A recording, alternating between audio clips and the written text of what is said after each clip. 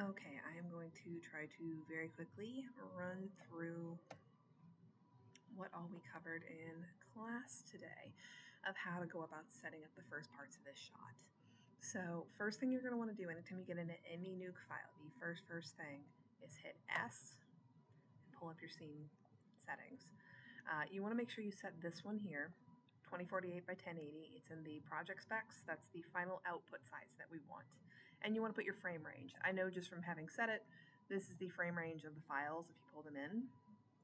So I'm setting it to 3 to 134, but you can just double check whatever frame range you have. So you are good there. The big hiccup with this project that a lot of people notice and run into is each one of these files are very, very different sizes.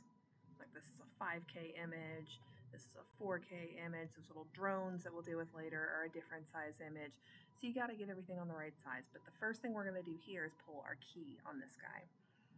Which is pretty easy to do, but in general you want to pull a key at full resolution without a reformat, without anything, because you want all the details that are in this image. So to do that, I'm not going to put a reformat or anything like that. I'm just going to go ahead and start putting a Keylight. So if you select your node first and then make it, it'll hook it in without you having to think about it, but you can see the one of these controls it's hooked into is source. You do not need to worry about these other ones. They do other stuff, but for what we're dealing with, this is all we need to do.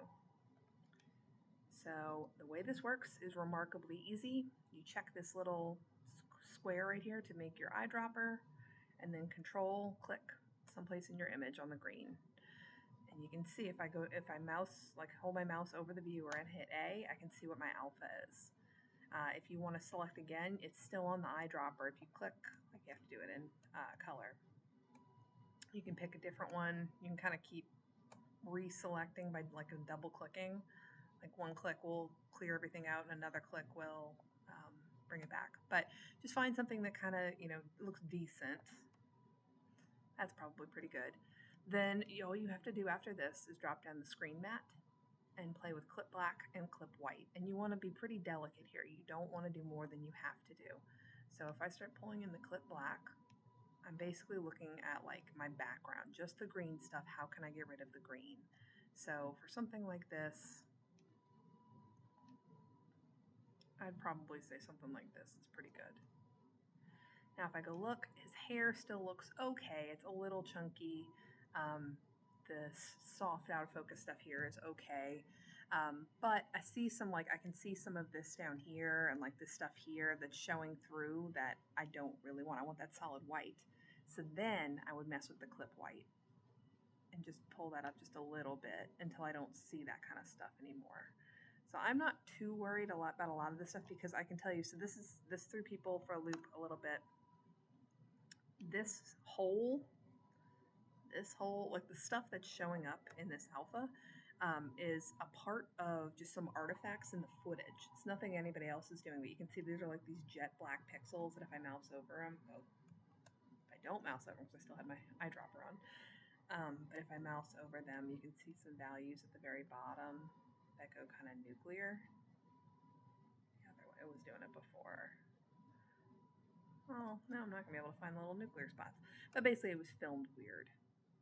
Wow, yeah, now it's not doing it. But it's like these nuclear, like into infinity valued pixels that are not real. So we're going to fix that ourselves. But if I'm looking at just the alpha, that is relatively decent alpha. If I view just this, I can see he's cut out and he looks pretty good. If I want to check this, I can go ahead and merge it on top. So I make a merge and I hook it in over my background. It's going to look a little different because, like I said, the sizes are all different. So at this point, if I wanted, what I can do is now go put my reformat, and he's going to get even smaller. But by default, since I set my project settings, it's going to be the right size, so 2048 by 1080, so I'm good there. I still have to get this image down to 2048 by 1080. It's a huge image to start with, so I want y'all to play with these and put this in a spot that you like it. So first thing to do for that is just to put a transform in here. I can move this around and do whatever I want to. I cannot, but ultimately I need to make it fit down here in the size of my guy. This is a huge image. So we don't actually want to use a reformat here. This is too big and we don't want to just shrink this down. If I put a reformat, like if I grab this one, it'll just scale the whole image down. Like if I view it by itself, it just makes it fit. It's not what we want. What we actually want is a crop. Because a crop is just going to basically start, so it's, you might have to type it in like this, like I'm having to here. Sometimes the project settings catches this, but the size that you want for these last two. So 20, 48 by 10, 80. Now you see it's that same size as the guy was. It's not going to change anything though until I click reformat. And now it's suddenly way pushed in tight on my thing. But that's correct. That's what it looked like that, if you picture, full size. So now I can take my transform, and if I zoom out, you can see your little manipulator. I can move this stuff around and position it how I want it. I can scale it. I can do whatever I want to get the background in there.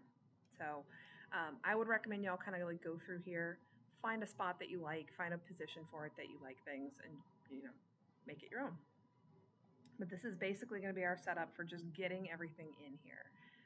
So next I will go over in the next clip how to actually track this so that the background plays correctly. Because right now if I play this footage, the camera wobbles and moves, but the background is nice and stationary, which it should be.